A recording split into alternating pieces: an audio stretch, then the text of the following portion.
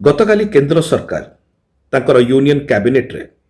13,000 कोटी टंका देइचंती sanction करचंती Jaipur metro phase 2 पाई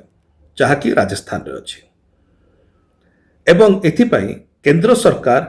तार अधा भाग पाखापाखी 6,500 कोटी टंका से माने बहन करिवे एसपीवी माध्यम रे एवं राज्य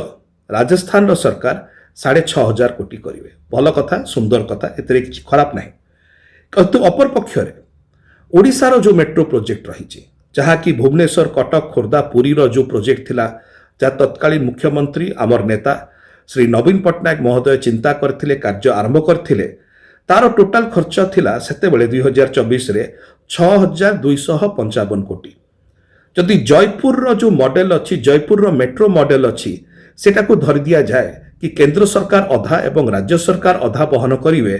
तेबे हाराहारी 3,000 कोटी टंका केंद्र सरकार एवं 3,000 कोटी टंका राज्य सरकार बहन करिवे।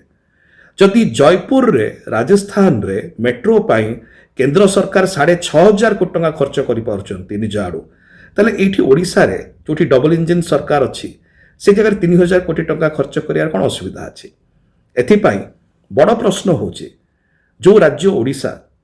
केंद्र सरकार को भारतीय जनता पार्टी को 21 मध्यरु 20 लोकसभा सांसद देले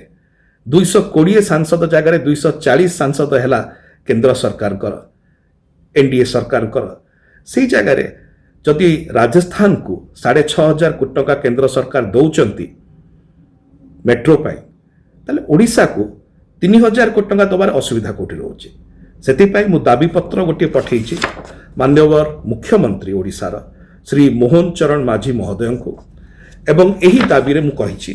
जे आपण केंद्र सहित कथा हुअन्तु।